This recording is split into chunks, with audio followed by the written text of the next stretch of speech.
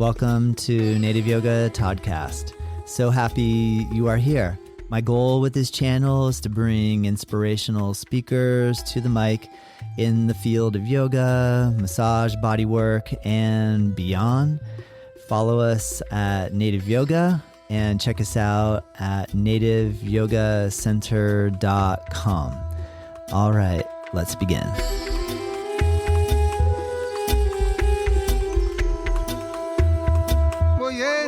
Hello, welcome to Native Yoga Toddcast. I'm your host, Todd McLaughlin, and today my special guest is Yoshio Hama.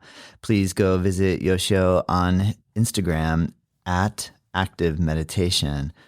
You can also visit him at Yoga Loft Munich. He's currently located in Germany, but his Instagram page at Active Meditation is the best place to find him.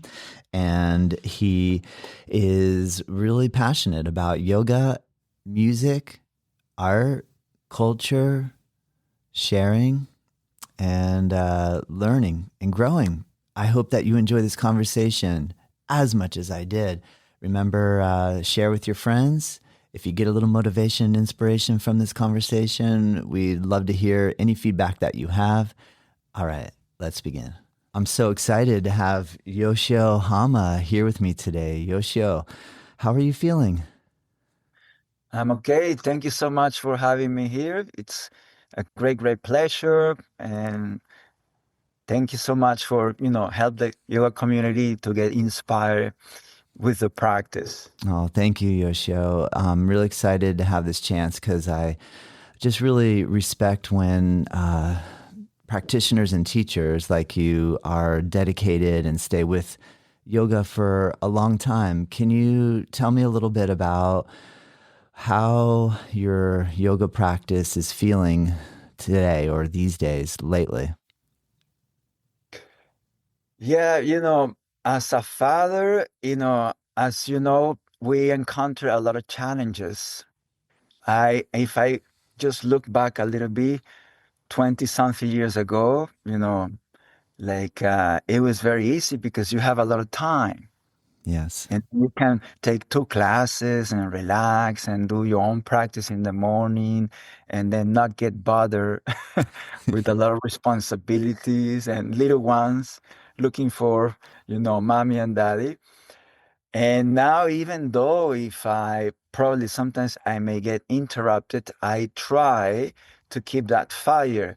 And quite often I talk with the students about tapas. This is one of my favorites.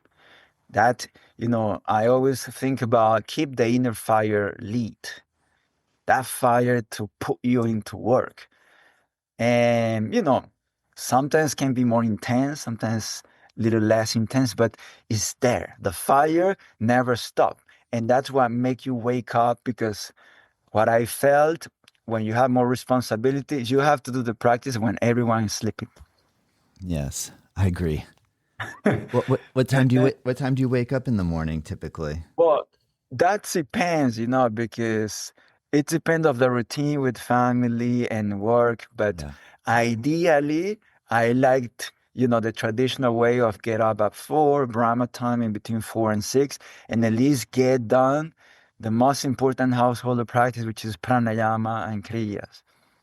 Yes. See? Yes. And then keep the mind in a good place. Yes. And the asana, anyways, we teach asana, I would say better than teach, I try to instruct people how to perform asana and share some tricks. And then somehow you can get it done and sneaking in the asana practice somewhere. See? But definitely to keep the mind in a good place, at least now, because you asked me about now. Yeah. Pranayama and Kriyas is the foundation. Nice. Do you feel like you've had a role reversal switch from, did you have in the beginning fascination with asana that evolved into appreciation and now fascination with pranayama and kriya? Because that seems to be a very typical evolution. Or do you feel like right away you had introduction to solid teaching in pranayama and kriya, and that caught your attention? What was your evolution in relation to your introduction to yoga? you know, like most of us, at least in the West, we get into yoga because of the asanas. And I was suffering a lot from my back because I have a severe rotoscoliosis, 3 years having getting better, but I couldn't sleep. And I was somehow working a lot on the art school because I was studying sculpting. Cool. And then I have a friend, we do ceramics together. And then I always complain about my back. And he said, no, you should come to stretching. He didn't even know it was yoga. Me neither. And then I was doing martial arts, punching, kicking, push ups, abs, but never stretch. Yeah. And then somehow, when I went to that yoga practice that was designed for dancers, like it was a realization. I want to do this my entire life. I feel so good. Even if I was very challenged, I couldn't do, I would say 75% of the exercises. I was sweating, breathing, like I didn't know anything. Yes. It was completely different approach of the body language than martial arts. But the mental aspect, I got very capped. And then I realized, okay, I need to improve my breathing. And then so I started to see it because the instructor that was leading the class, she always called my attention to the breath. So I started to see it and then understand Ujjayi breathing, just Ujjayi breathing itself for years. Just see it and then try to stay there for at least half an hour. Mm. And then, I my back was bothered, so I'd have to put a block. My knees was very stiff, and then try to find a way to, you know, sit still, right? With Yes. the wall. So create a memory. And that I think create a fascination because the idea to get up early and do the breath as first thing in the morning, it put my mind in a different frequency. Yeah.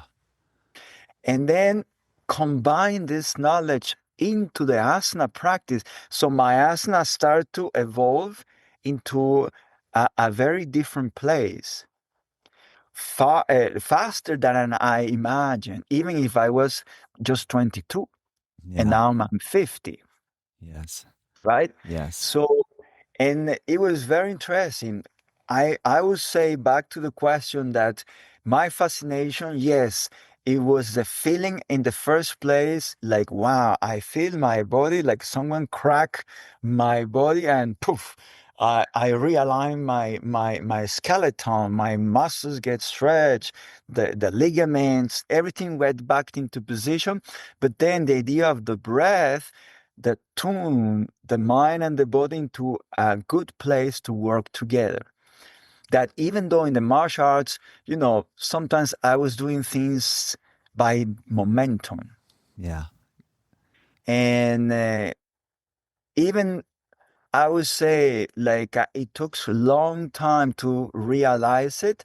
Nowadays, I think that was a great inspiration. The breath working itself, the experience with the asana, and then put this together and Mm. create like a symphony, a melody, like in music, you know because I love drumming. I have been drumming also a lot in my life for dancers with different groups of music. And then rhythm alone, it's good, but when you put melodies, and tune and put everyone into a frequency, so then it creates something greater Oh man. that can change emotions, state of consciousness. And same happen with the breath and the poses. When you start to hold it for a long period of time, a specific sound on your breath or a specific gesture with your body, then poof, you create another state of consciousness. And that's what I like Dharma. When I met Dharma, he was pushing so hard this idea of compassion, which start from yourself, not hurting yourself, because we tend to push, I want to get this done, and then poof, you injure yourself, right? Yes. And martial arts is very common. You Yeah. fight and the adrenaline, and then you end up, I end up with a hand broke for 6 months, knees broke, same in Yes. dancing. Yes. Yeah. This so somehow I think, we started to create this feeling. And then Dharma, when he was approaching this concept, be compassionate to yourself, and then learn to be compassionate with others, and saying, hold the poses longer. Mm. And Mm. then you open another gate, another door of a different state of consciousness Yes. Yes. that I experienced a little bit before Dharma, practicing Iyengar with a great teacher in Venezuela too. She went to Pune, and then we was doing basically in an hour and a half 3 poses. Mm. Wow. But at the time, Challenging. Yeah. yeah. Yeah. No, but we use the chairs, the Yeah. cloth, Yeah. Yeah. make a nice bed with the blankets. So it Yes. was pretty comfortable. Yeah. So Yeah. 5 minutes, it was like, okay, I can handle it. Yes. The tricky thing that I like about her, it was that then we came out of the props and then tried to find the same comfy place without the prop. Mm. And that's when the work started. Yes. Because a lot of people just lying on the prop, and yes, it's very comfortable. You maybe have to do 50% of the effort or even less. But what about when you don't have the prop and the sense of attachment to the prop? And so this also was interesting. And then again, going back to the point with Dharma, holding the poses longer. And then, wow, you Yes. have to really focus and concentrate, and the body's shaking. There is no props. And then you are doing something very complicated. Even if you have the talent, you start to shake and the mind starts to go back and forth. Yes. But I think the breath is the only way that bring you back, boom, to the eternal present. Well, that's really cool, Yoshio. And it sounds to me like you were like discovering pranayama through necessity, in the respect that you were talking about how you could feel like, oh my gosh, I'm sweating and I'm struggling. And maybe it was even a more beginning style practice. But that then it dawned upon you, okay, if I could control or regulate my breath, I'll be able to get my heart to slow down and physiologically and mentally feel a little bit more calm. What happened when you started to interact with a traditional, if I use that word, traditional pranayama practice? Did that open up some realizations? Yeah, I was lucky then, to get involved with some books because I would say maybe in most of the practices in Caracas when I started, we didn't really practice pranayama in a deeper level. So you have to figure out it on your own. And one of the friends that he was also a teacher, he handed to me the first yoga book, Yoga and Yogism. And he was the Sublime Maestre, and he apparently was established in Venezuela for a little bit. And that book talks about Noli Kriya, Udiyana Bandha, Nardi Shodhana, Bhashika Kapalabhati, like many of the books. And then that was fascinating to read and then try to figure out the way Mm, and ask, once when the chance was happening, to the other instructors and see how the pranayama practice can evolve. But going back to the beginning, I was really focused on Ujjayi because I found like Ujjayi was a great skill to keep my mind focused just with a simple exercise because I didn't have too much guidance. See? mm-hmm. And then also the sound regarding to frequency, to vibration, the sound I felt like a very tuned with it and keep my energy very high. So it was early in the morning. I have a long way to go playing for the dancers, my drums, like leading, instructing people with the yoga practices too. And then so I have to really have a high vibrational energy Yeah. to share with people. Yeah. And I found Ujjayi, and then I started to add the retentions in breath.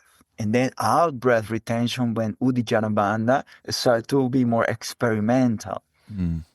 Yeah. And somehow, I would say we was sharing in Caracas because some instructors was traveling to New York, to India, and different locations. See, and we was exchanging basically, and then try to do it in our own, because most of the students just wanna do the workout with asana. So basically, the instructor have to figure out your own way. Yeah. That's so cool. And That's yeah, that's awesome. but Your show to bring attention to that is so amazing to think like what you're saying in terms of yoga 30 years ago, and then like you're explaining what it was like to grow up in Venezuela with maybe not exposure to uh, a lot of information and the evolution of information availability over the last 30 years. And now what we have access to in relation to online, and just the fact that the culture has been kind of propagating and building and growing more and more. I'm curious, do you think that, don't you in some ways reminisce that stage of not knowing that I could get access to it and the desire to find it? Like, remember that drive to being so excited about yoga, but wondering like, there's got to be so much more. I wonder how I could find access to more. Can you talk a little bit about how you feel, how awesome or important that was? And is there a way that we could still create that in our current modern situation? yeah, it sounds to me what you asking me, it's like more the idea of being tuned with tapas. Mm. Because I think, at least from my perspective, this fire to have more knowledge, to do the practice, to discover new ways. Because when you have certain amount of knowledge, also become the curiosity, how can I mix this? How can this make me better as a person, can improve my own practice? And I think that, you know, I always like to put back Dharma in place, because I love his phrases and the experience he have. And he say always back in time like that, only the children will enter the kingdom of God. But in his words is the childish curiosity. When you see a child, 1 year, 2 years, they are so excited. Everything is new. Oh, how can I switch the light on? So I switch the light off. Oh, how can I eat with my right hand and get messy? Oh, how can I throw away plates away? And then somehow that curiosity of a child, in my opinion, many lose it, because we start to perceive we are the knowledgeable ones, and create some kind of mastery, which, in my opinion, a master, probably like my father with martial arts, he was committed with martial arts over 65 years. He was a master, a real, like very strong master, like Dharma, over 55, 60 years sharing. That's when we really can say, okay, I have a mastery. But in the meantime, be like a child. I think that's important. Mm. And Yeah. I think maybe our education system, I don't know, the society, it's like somehow like taking away this childish feeling, because we have to be too serious. And you can see when you start to travel, like some places, because especially because I come from Venezuela. Venezuela is a place that you celebrate. You play drums in the street. In the carnival now, people was dancing on the street, even if, a lot of stuff is happening on the country. See, the people play drums and then stay all night, celebrating. We come from that culture, but when you encounter other cultures, like for example, European are so serious, or Asian at some point, like it's hard for Venezuelans to see people so serious, right? Yes. And I think somehow this is what happened in our like adult process. We stop being connected with this child within us.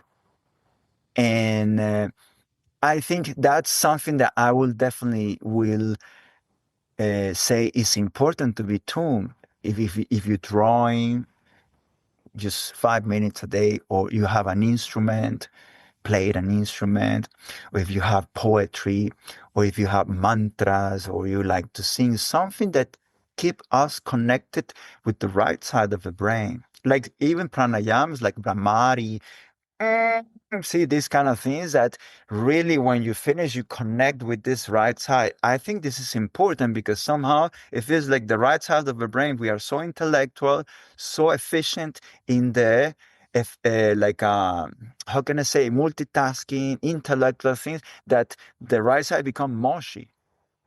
It's no Mm-hmm. longer Yeah. strong Yeah. as the left side of the brain. Yeah. Good point, but Yoshio.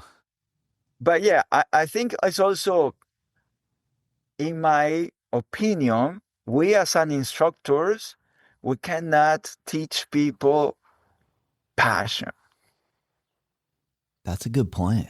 That's a difficult thing to convey, isn't it? Because you can be as passionate as the most passionate, but will that move through? That's a good point.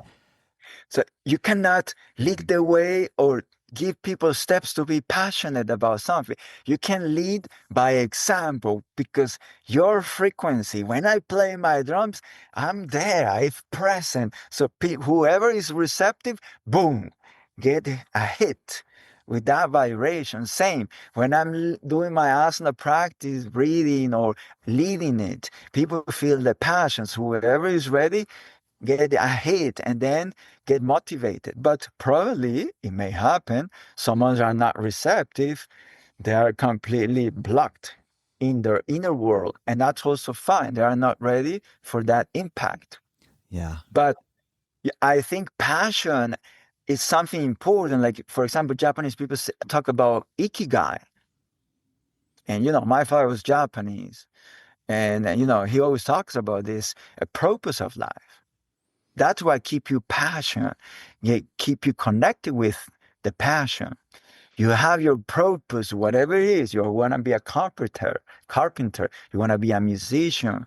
See, yeah, like whatever, a writer, or like I don't know, welding. But you have purpose, and that's what wake you up and then make you search for more, to Yeah. be curious, to be better, Yeah. to improve what you're doing. Yeah. Good point, Yoshio. Oh, I love your enthusiasm. I can feel it. You're getting me all fired up too. I'm really curious because I enjoy playing drums as well, and I'm so excited to hear how much you appreciate rhythm. Growing up in Venezuela, you're obviously close to Brazil, where capoeira is a real popular form. And what I love about capoeira is that the music is kind of driving the dance or the martial art, and then maybe even the Yeah. martial art, it might be driving some of the rhythm. And I remember one time practicing with Dharma, he was here in Fort Lauderdale, and I had a chance to go as like a yoga journal conference. And it was the first time I got a chance to meet him. And I was blown away by the part of the practice where everybody made a circle and people started clapping and creating a little bit of rhythm. And then one person would go in the middle of the room and do some type of something. And I remember feeling this like nervousness because I wanted to go in there, but I was nervous because I didn't Yeah. know if I wanted to. And so in that experience of going in the middle and just doing something and having people watch does something that's so powerful. And then I also want to juxtaposition that off of the idea of solitary practice where there are no eyes, there's no camera, Mhm. and doing something that is not, I'm not doing it because I'm feeling the recognition of other individuals. Can you talk a little bit about this experience of being in a community versus solitary personal experience? Yeah, that's a great point because in this case, we have to think about Ishvana Pranidhana. And that, quite often people ask me, what do you think about what's Dharma Yoga? Yeah, and this is something that I want to share here because, I'm surprised in Europe. a lot of people don't know Dharma yoga. And then I say, okay, now I will try to make the work to make it more. And when people ask me, what is Dharma yoga? Ahimsa, Ishvana Pranidhana. Forget about the sequence, the poses. But going back to the point, Ishvana Pranidhana, you do everything as an act of offering. It can be in solitude. It can be in front of thousands of hundreds of people, but you do it with the same love. Now, I understand your point about nervousness, because if you haven't been able or have the chance to step in the front of an audience, that become very challenging. And I remember, even though as an artist, I did expositions of sculpture and I have to talk. I also played music in front of hundreds of people in theaters, in the street. See? Also, I did martial arts exhibitions, for the Japan embassy, and people, multitudes come to watch. But even though when I was doing the Mahasana with Dharma and then people was clapping, I feel that the energy was so powerful that my entire body was shaking. So, and then when I first stand, I felt like, I was in a like a earthquake. The entire one was moving. So I was very careful about, I mentioned this because in the beginning I thought, why I'm nervous? I have been playing in front of people, talking. Why I have to be nervous here? Even in front of, for example, in yoga conference, I have been doing demonstrations in front of hundreds of people. But it was something, then the realization come, yeah, it's the energy, the Shakti, that people are so devoted here in the Dharma Yoga community that this, like around this circle, going back to the point of capoeira, this is called roda, the roda of capoeira. See, the berimbau play, the pandeiro, the atabaque, and then, the chanting start. See, and that, I think that when it comes to Dharma, the idea to do the roda in the yoga class. This is my assumption. Maybe it's wrong. Yeah. But No, I'm I love it. 95% sure that this comes from there. Yeah. Because Dharma is a part of that culture. And you can see a that, small roda that of makes, 10. I never made that connection, Yoshio. That makes perfect sense. Yeah, because I practice capoeira too in Venezuela. Yeah. As you mentioned, Venezuela is close to Brazil, so a lot of masters, from Brazil came and visit, and I did capoeira de Angola, which is the more traditional. It's slower, it's smaller, and then regional, which is brincadeira. A lot of figures and stuff, and a lot of excitement. And it was interesting to see both the energy, how it move in each roda. One is more intimate. We are hiding. They cannot see us because we are working out to create liberation mentally and physically. We want to stay away from slavery. And the other is celebrating. Oh, no, we are free. Oh, it's so cool, Yoshio. Understand? Yeah. So the energy definitely is completely different, but the intention is the same because it's a celebration, it's a training for mental and physical like liberation. And somehow, when we talk about mukta, we want to become free. And it's a system of liberation. It's somehow is a yoga system that people in South America, Afro American descendants, find their way to liberate themselves. Yes. Mental place, even if they was trapped in a very close space, and also in a physical way because help them to fight. That's what the story says. I don't know because I was not there. Yeah. I know, Yoshio, but that's awesome, man. I love hearing it from your perspective because that makes a lot of sense. I like the idea that even if we were put on a desert island with no access to any other information and we were seeking liberation, we would potentially be able to tap into a way to generate a feeling of liberation. And it's fascinating to see how you're drawing the connection between the way yoga seeks and sought and seeks liberation, and then through music and dance and art in different traditions. But it's really kind of the same thing, isn't it? Yeah, I always being involved with martial arts way before yoga, and have a father that always talks about these things. It's a liberation systems. Self-defense is also is a way to liberate yourself, because you have to be honest who you really are. And then whoever is trying to, like invade with not a great intentions, you defend yourself. Could be by words, could be by just walking away, or could be by physically fighting. But it's a liberation system too. And then, for example, in the Shorinji Kempo that I studied with my father, this the Zen monks' philosophy is the root, and it's very similar than Yamas and the Yamas. Yeah. So Yeah. when you put in place all these spirituals, we will say spiritual traditions, see, they seek same thing. And going back to Dharma's words, different roads, same destination. Yeah. Yeah. Right? Yes, Yoshio. I'm so curious. I love hearing, fascinating to think about the fact you're growing up with a Japanese father who's a martial arts master, and you go to Japan and end up demonstrating in Japan as well. So you had that influence from childhood. Where is that correct? Am I understanding correctly that you did you say that you went back to Japan with your dad? Yeah, I went to Japan few times, and studied there, but demonstrations of martial arts was always in Venezuela. Got it. Got it. You know, in Japan, you have almost the entire population do it. It's like I go Yeah. to India. It's yeah.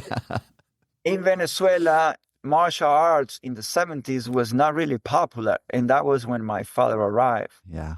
So he established one of the first like a dojos of martial arts in Venezuela. Ah, And then the embassy of Japan also was very interested to share like in a Japanese week, and then they do a cultural event for a week. So martial arts, drumming, dancing, art, and all kind of calligraphy. They share and call the specialists living in Venezuela to do demonstrations. And that's mm, why I mm, end up doing mm, demonstrations mm. in Venezuela every single year. We prepare a performance of fighting with weapons, with fists and hands and kickings, and some many other like disciplines too. See, but I went to Japan also to study drumming, and because my father was living in Japan, so I took the chance way later, to visit Japan, and that was a great experience. See, but the most important for me was see physically the earth, the soil in Japan. You can sense like they are pursuing something a little bit different, very respectful, very spiritual, insightful. Venezuela, you say whatever you want, you celebrate, you like party, you drum, you screaming. Yes. Yes. End of those. Yeah. That was something very interesting for me. That's so cool, Yoshio. That's so what is your feeling and thoughts then on the style of drumming and or spiritual culture, Nyabingi? Like in Jamaica and Rasta culture, the drum can be used as a way to create a powerful, I don't know how to explain it, like a spiritual, just a Like, very wow. meditative, almost like a mantra drumming. Like the drumming can be very, Yeah, has this feeling. Can you talk a little bit about, yeah. because I feel like I really love like how you're saying how the drum can create this like celebration feeling and expression through that realm, and how can drumming be used as a way to pull consciousness into some sort of deep space, or I guess it's all or it's all the same, but I'm just curious to hear what you think. Yeah, it's interesting because you mentioned Ayabingi, and then back in time, I went to Jamaica to study specifically Nyabingi. Yeah, no way. You did? That's crazy. So you're going to Japan to study Japanese drumming. Yeah.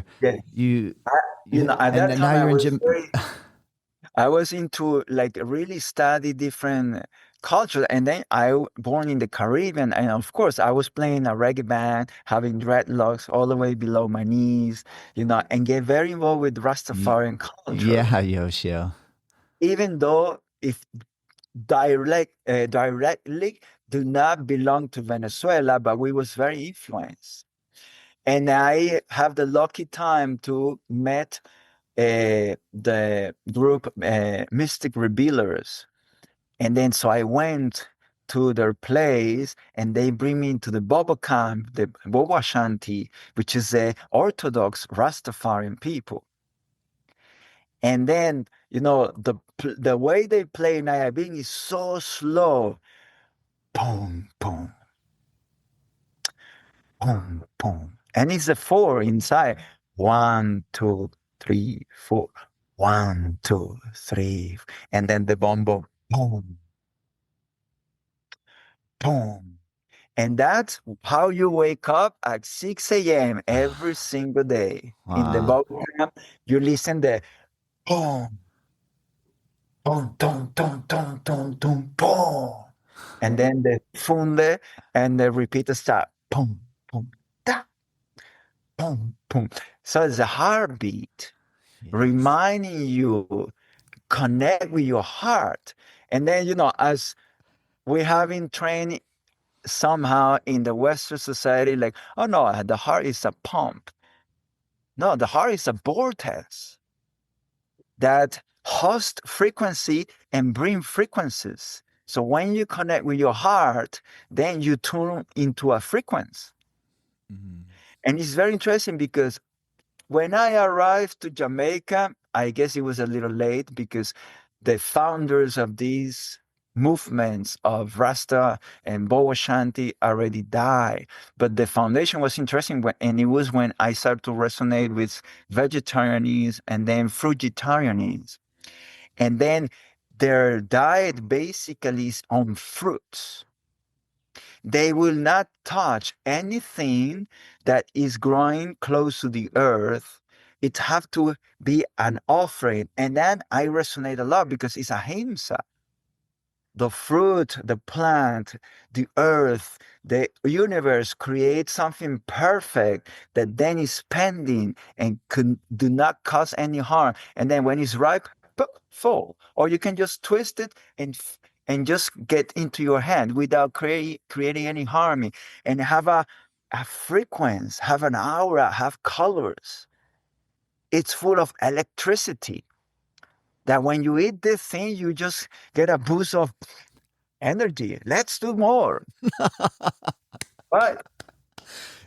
Yes, And Yoshio. that was a realization like, wow, these guys are in a different level. Of course, you see, the ones are corrupted. They was asking me when we come out of the Bobo World camp, oh, can you buy me fish? Can you give me some beer or a cigarette? And I said, what about these guys? What are you talking about? And I started to realize, okay, this is already corrupted. But the foundation, you say, okay, this comes from a deeper realization, understanding to self-realization for the human to enter in a different frequency. And, the point of Nyabingi, this is, the main thing on the celebration. You have to go to the tabernacle at 6 and then clap and chant. And there is a priest reading, all the psalms and chanting and people getting excited. And then again at 6 p.m., when the sun is going down, again, everyone sharing that. It's one of the few times during the day that in this kind of community, males, women, and children get together in the same place Mm. because it's important to gather with the same heartbeat, with the same frequency, then to do the work or then to go to sleep. Yes, But Yoshio. That's I definitely, fascinating. It's so cool, man. I'm so excited to hear and meet somebody that went and did this, that you got a chance to go and participate in that. That is so amazing.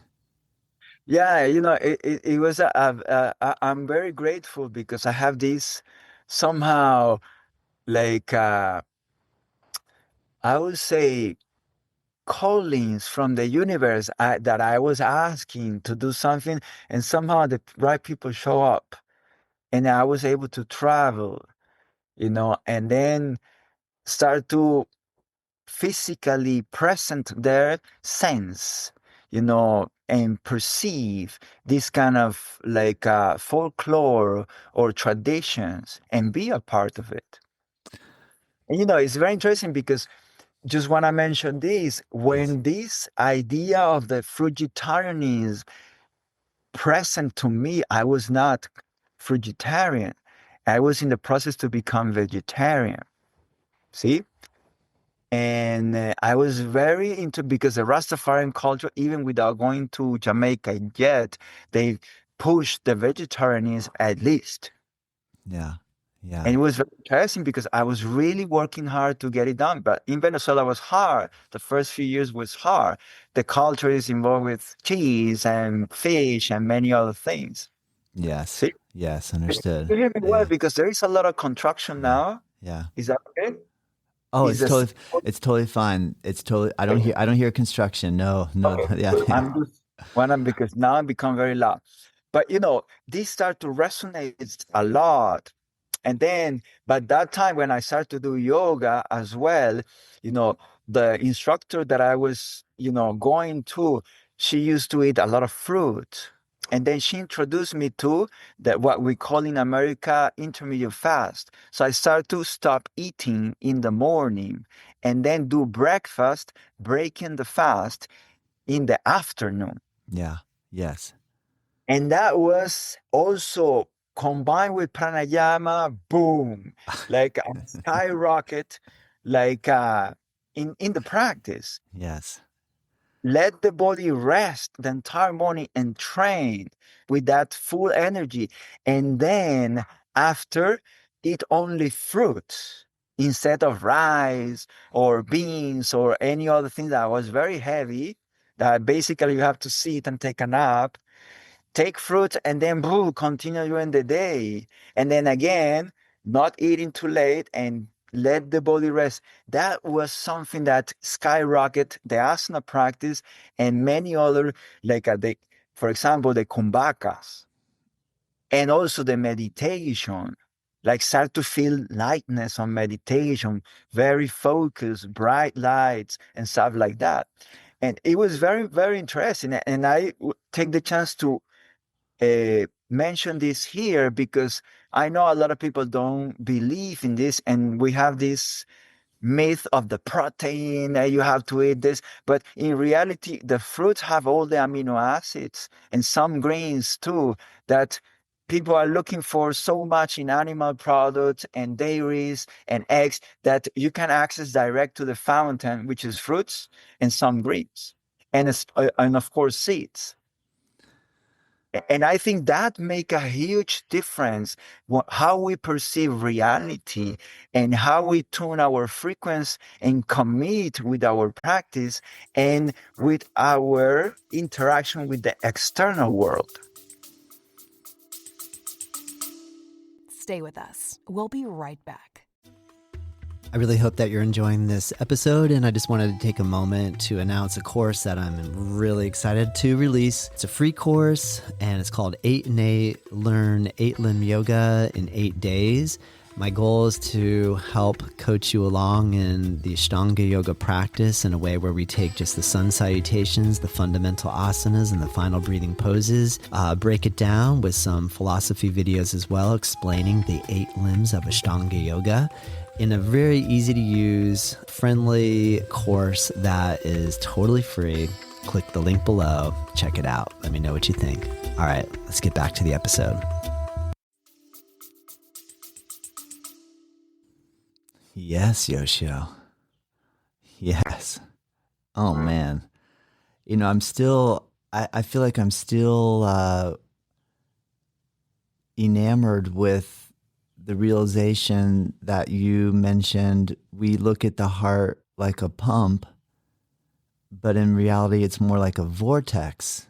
And instead of just feeling like heart's just like pump, pump, but the way that just that idea of more almost like there's more of a rhythm to it, not just, Yeah. I mean, or that there's a complexity of rhythm to it.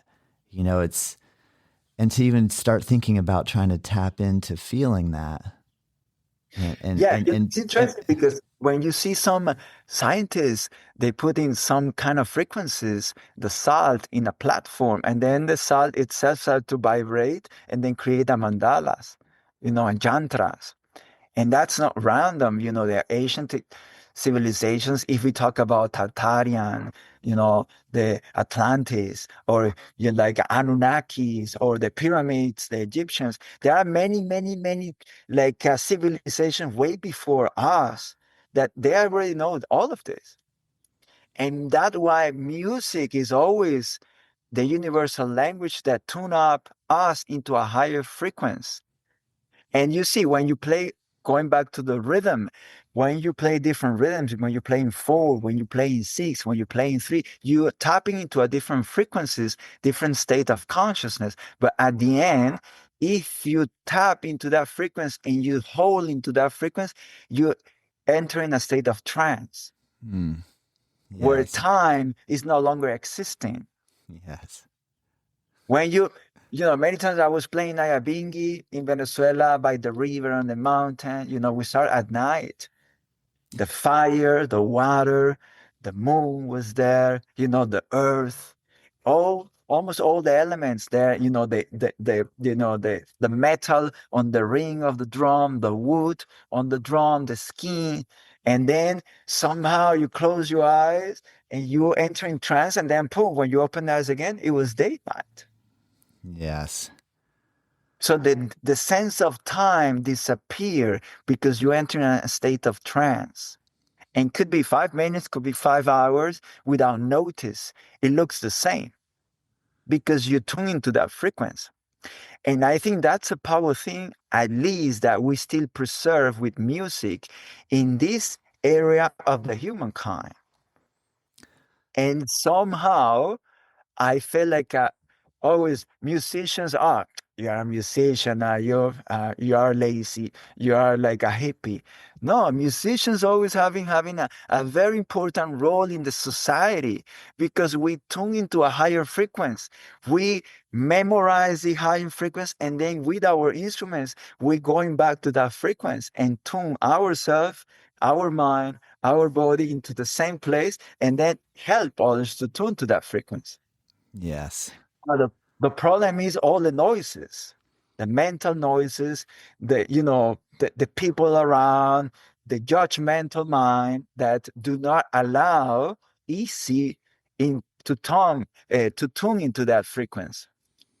But I think I found fascinating because now people start to understand, and that's why the singing gongs or the singing bowls, the bath of gongs become very popular because these people are returning to these technologies. Yes.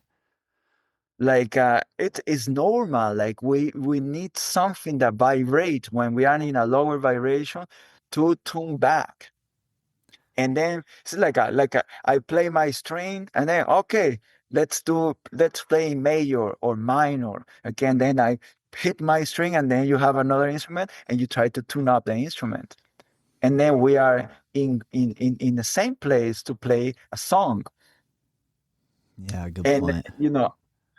I think because Dharma always say, tune your mind with a higher mind. Yeah. When you find someone that have a very high frequency, just we should stay with that person. And that's why I stay with Dharma for a long time, because it was needed. Now he's in my heart. For many reasons, family reasons, I have to leave. See? But he's in my heart, and I have that tuning, that frequency always here. It's same how with Naya Bingi. Even if I don't play Naya Bingi for like months or years, if you ask me to play Naya Bingi, I just push the button and I will play. Yeah. Right? Yes. That is awesome, Yoshi. I'm so excited to meet somebody as passionate about all this stuff as you. I love it. I love Yeah. it. I'm stoked that you've been able to blend so many different facets. And I can really feel that, like, ever since you were a kid, you were just like really wanting to, that tapas was burning, at a young age. And that just caused you to want to go and study this and learn over here and explore and not put boundaries up. Like, I can do martial arts and it's okay to now do yoga and I can explore my diet and let me try all these different aspects and I think that's what's so fascinating. And I agree. I feel like we're in this time period where these energies are waking up a little bit more and we're a little more fascinated by it now. And maybe because the external drama noise is so loud right now. It's almost like there was chatter before, but now the external drama noise is so seemingly loud that we need to be able to tune our frequency into a vibration that's a little more harmonious. And it doesn't seem to be all that difficult, really. It's not as hard as maybe we think it might be. It's a funny thing because I remember feeling so like kind of stressed out and I still get really stressed out, to be honest, but but I feel like now I know I can just go into a quiet space in my own mind and breath and body and it can switch really fast. It doesn't have to take 20 minutes or a whole 10-day meditation retreat, or we can put these ideas that I have to go for a long time, or I have to be really extreme when I do this, or I have to hold my breath longer, or I have to, and I feel like that transition of going like I have to do all these things more is getting easier because it almost is better if it's less in a way. Does that like juxtaposition make sense? Does that sound? Yeah, I think, somehow when we tune into different frequencies, or in this case, the sadhana, because for us, sadhana, it's a very important like a word, it's practice.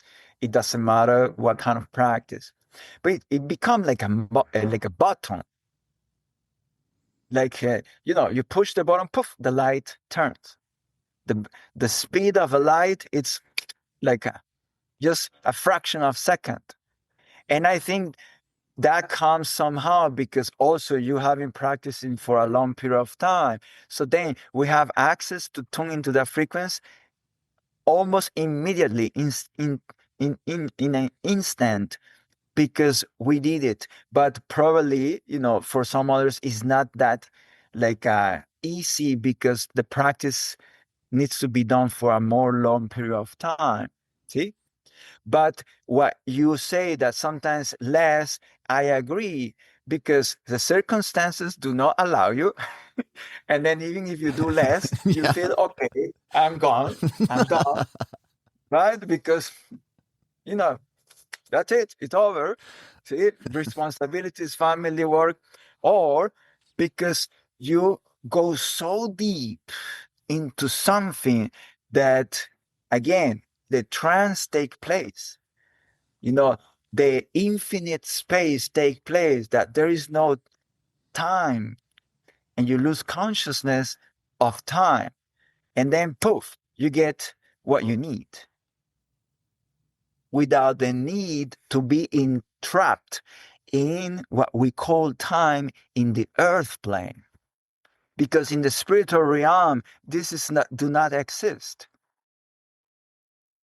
So somehow, I guess, I'm not want to say I'm the specialist or all this matters, but that's what I perceive. We have the ability to let go the connection with the physicality, the mental space, and then tap or being established in the higher self, in the spiritual realm, and then boom, the right frequency, the right information, it go to our instrument, and then we can continue.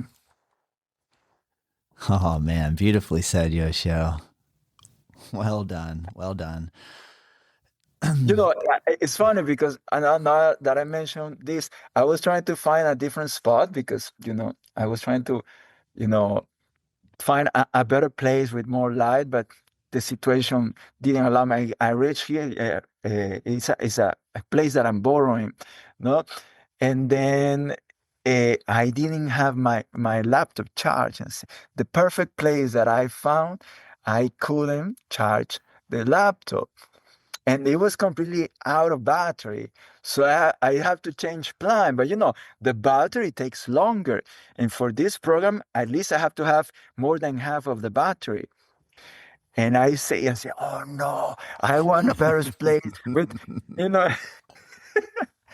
and then I have to shift that frequency. Say, okay, it doesn't matter. Let's go, whatever. Where is a plug? I plug and I say, okay, at least I have a wide wall, and then I sit here.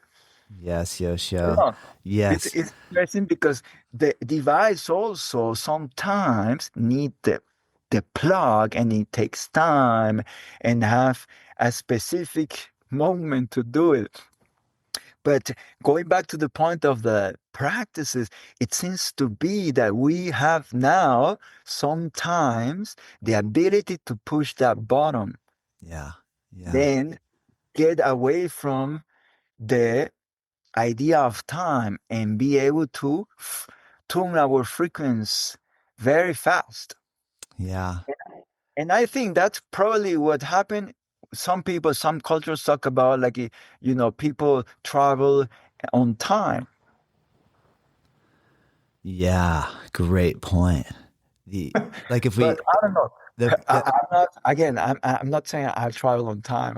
I'm out of this, but it makes sense.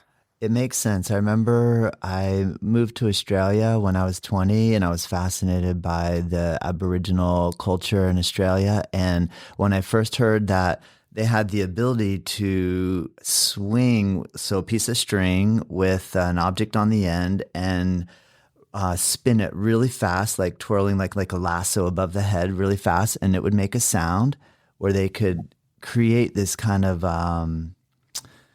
conversation. They could communicate and send this sound from one area over to another village area, and they could hear that, and they would then make the sound, and they could actually communicate across the entire continent through traveling sound vibration. And when I first heard that concept, I was like, whoa, that's like cell phone, right? Like, Yeah.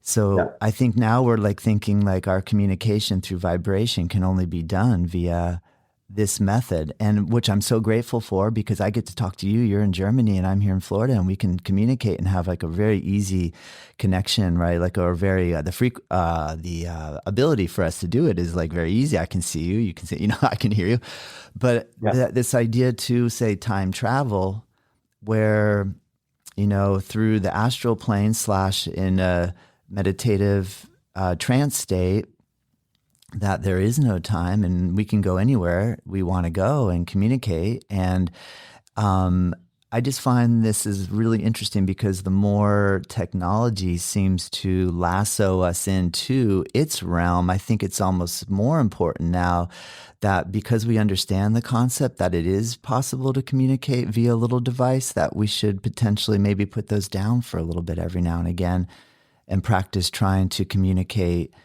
Like even if tonight, if I can, envision Yoshio and just give a little prayer, thank you, Yoshio, that was so fun today. Maybe you might feel it, you know what I mean? Or who knows how that vibration will pass through the ether. So I agree with you. And I think we're in a time space where it's important that we still try to connect to some of the traditional methods of communicating, even though I'm still going to use all this technology. Why not? I mean, it's no problem. Yeah, I think like the technology is a tool. How we use it is the little difference. And for example, I would think about one of the greatest lessons in martial arts with my father. He say he have a cool knife, a Japanese knife, very sharp. He always make it sharper. It's almost like a small katana. And he say, what is important in martial arts? You have all the techniques, all the knowledge. See, you can kill or you can heal someone with the same points. Now, who is behind the knife? That's a little different. If a child hold a knife, don't know anything, cannot coordinate the hand, end up cutting himself or cutting someone else. Yeah. If, like, how can I say, a rude boy, someone without moral and ethical conducts, like happen in many of the third world countries, people don't have education, hungry, don't have a job, they have to use a knife to rob.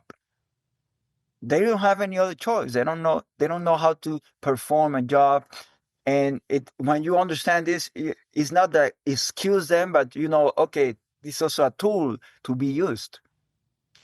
If you give it to a nice carpenter or a sushi man, they will do a nice sculpture, a nice plate of food, almost like an art, like an exhibition.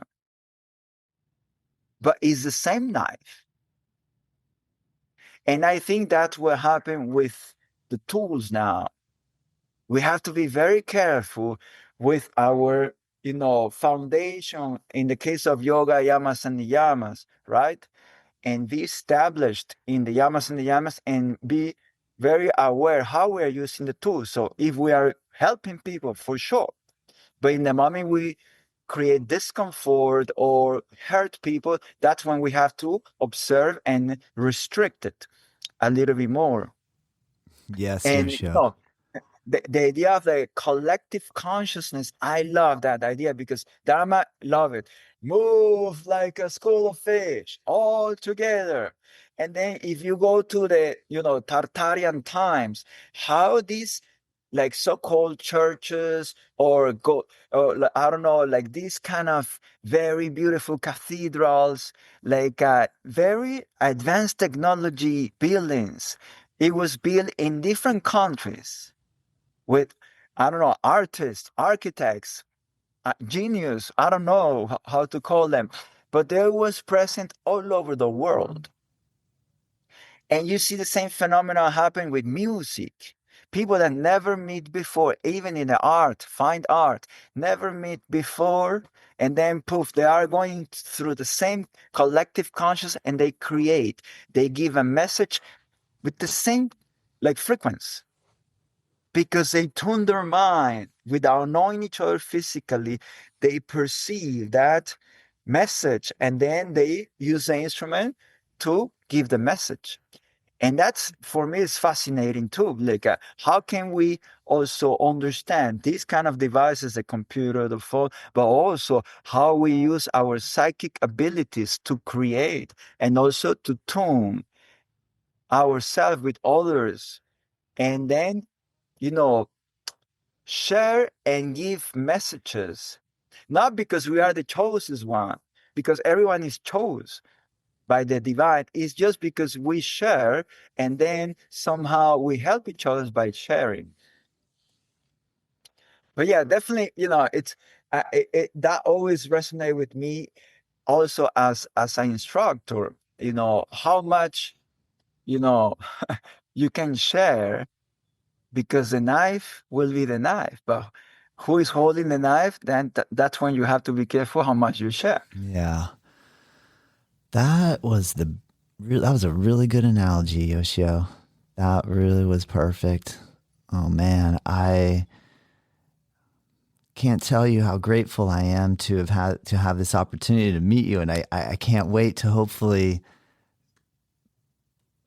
meet you in person. But at the same time, I feel so satisfied and grateful and thankful for what I've been able to achieve with you here, and to have this introduction. Thank you, Andrew, for making this happen. And Sorry to interrupt. I also have a chance to say thank you to Andrew. He's a very, very great brother. oh man, I know I loved it when we were communicating prior. You said, "Look, I love Andrew, and if he introduces us, and I'm ready to go. Let's do it." So Yeah, this is in the Dharma community. I would say this is my greatest brother. I would say. No.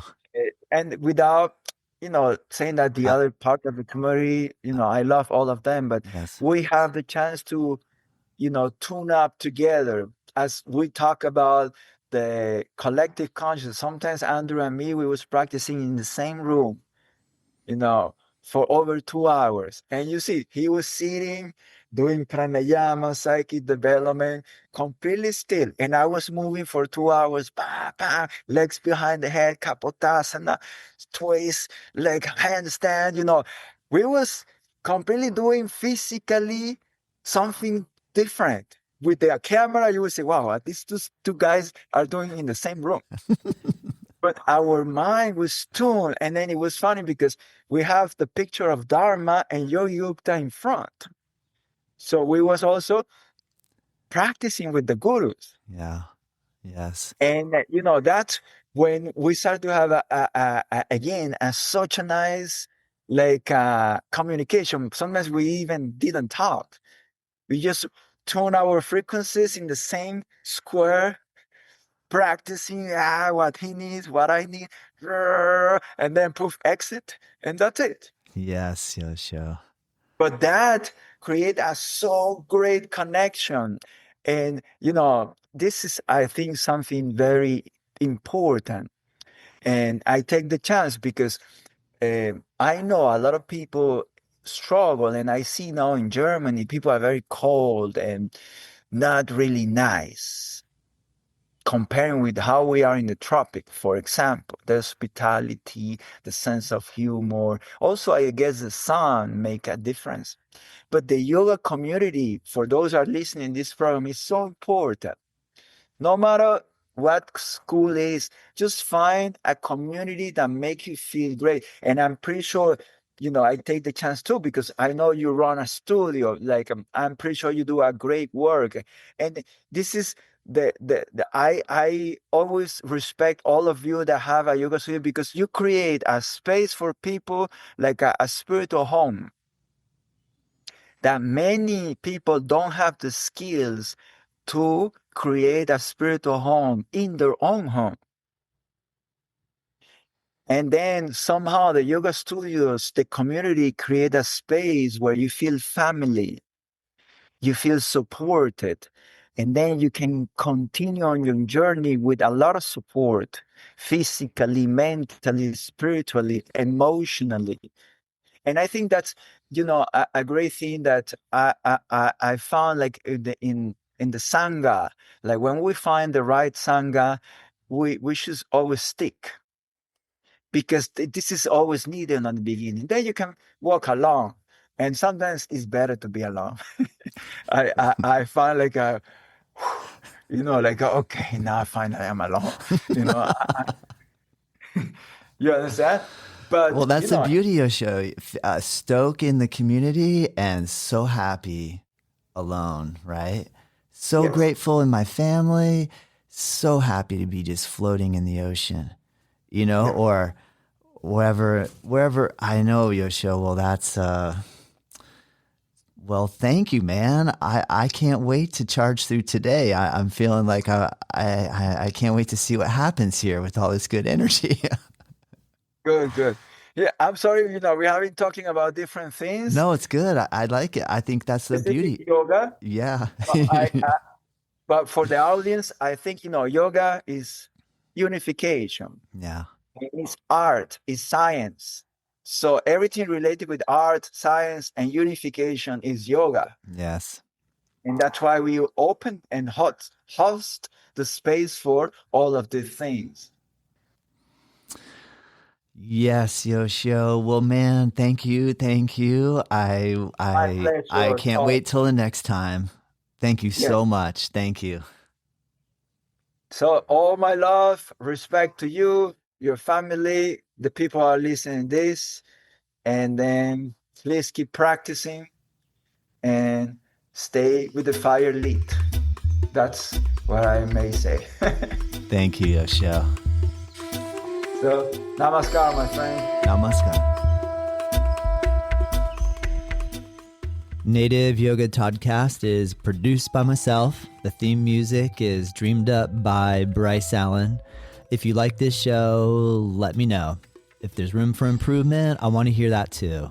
We are curious to know what you think and what you want more of, what I could improve. And if you have ideas for future guests or topics, please send us your thoughts to info@Native Yoga Center.